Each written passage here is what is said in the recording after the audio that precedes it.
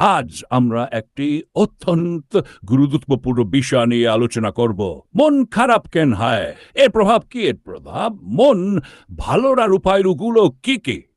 আর video শেষে আমরা জানব কিভাবে ভালো মন আমাদের জীবনের পথে অসীম ক্ষমতা এনে দিতে।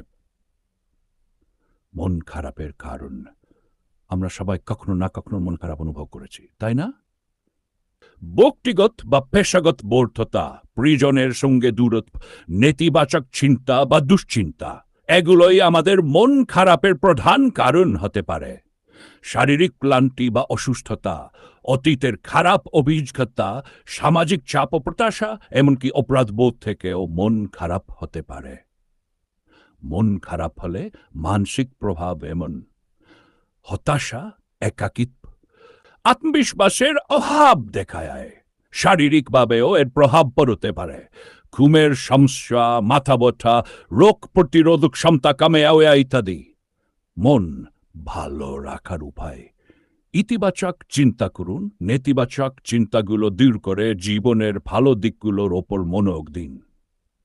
প্রিয়জনদের সঙ্গে সময় কাটান, তাদেরকে সময় কাটালে মন হালকা হয়।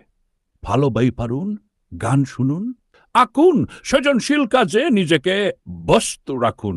নিয়মিত শরীর চর্চা ও মেডিটেশন করুন, এতে মন ও শরীর দুটোই ভালো থাকে। সবুজ প্রকৃতির মাঝে সময় কাটান, গাছপালা ও ফুলের সঙ্গে প্রশান্তি দেয়। পর্যাপ্ত ঘুম ও স্বাস্থ্যকর খাবার খান। হাসি খুশি থাকুন, মজার ভিডিও দেখুন, প্রিয়জনদের সঙ্গে আনন্দ ভাগ করুন। জীবনে যা ভালো আছে তার জন্য কৃতজ্ঞ থাকুন, এতে মনের শক্তি অনেক গুণ বেড়ে যাবে। ভালো মনের অসীম ক্ষমতা: ভালো মন আমাদের সঞ্চলতা বাড়ে, আত্মবিশ্বাস দেয়, সম্পর্ক উন্নত করে এবং শারীরিক স্বাস্থ্যের উন্নতি ঘটায়। গবেষণাও দেখা গেছে যারা ইতিবাচক মনোভাব নিয়ে জীবনে আপন করে তারা বেশি সফল ও সুখী হয়।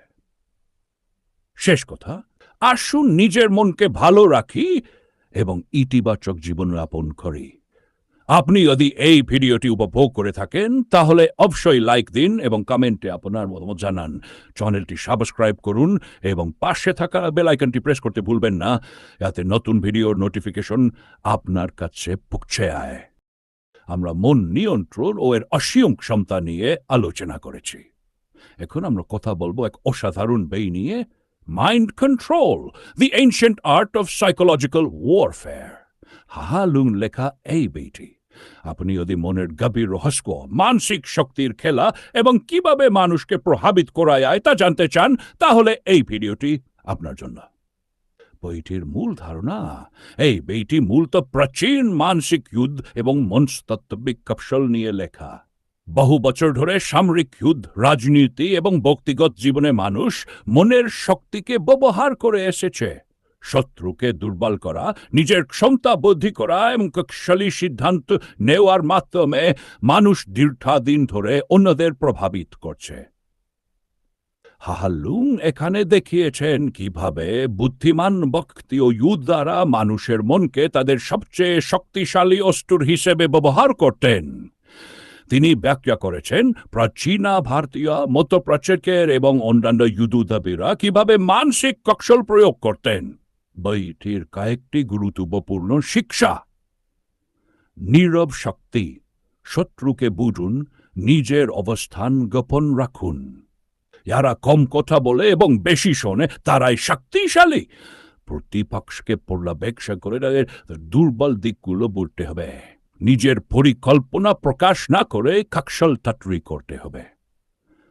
ভাষার প্রভাব: শব্দ হচ্ছে অস্ত্র, কথামে মানুষকে নিয়ন্ত্রণ করা সম্ভব। সঠিক শব্দ চয়ন এবং সঠিক সময়ে সেগুলো ব্যবহার করে মানুষকে প্রভাবিত করা যায়। যারা ভাষার কৌশল বোঝে তারা খুব সহজেই অন্যদের উপর কর্তৃত্ব প্রতিষ্ঠা করতে পারে।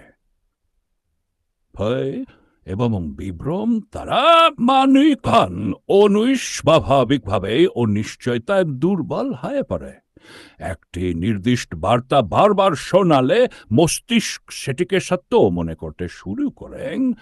প্রতিপক্ষের মনে সংশয় বা দুশ্চিন্তা সৃষ্টি করলে তারা দুর্বল হয়ে যায় এবং সহজে প্রভাবিত হয়। আত্মনিয়ন্ত্রণ, নিজেকে নিয়ন্ত্রণ করতে শিখুন।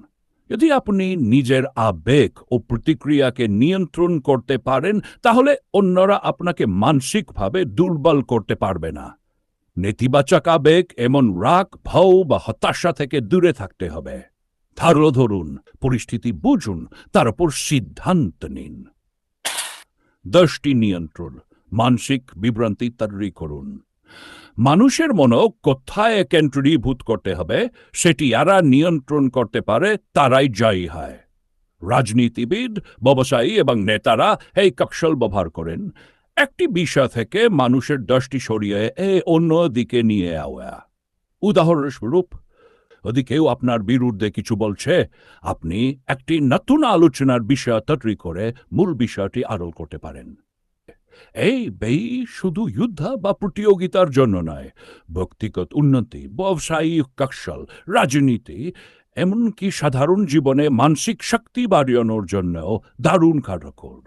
যদি আপনি কারোর সঙ্গে আলোচনায় জিততে চান, যদি আপনি মানুষের মনস্তত্ত্ব বোঝার দক্ষতা ওজন করতে চান, নিজের আপনাদের নিয়ন্ত্রণ শক্তিশালী করতে চান, তাহলে mind control, the ancient art of psychological warfare অবশ্যই আপনাকে এই নীতিগুলি অনুসরণ করতে সহায়তা করবে।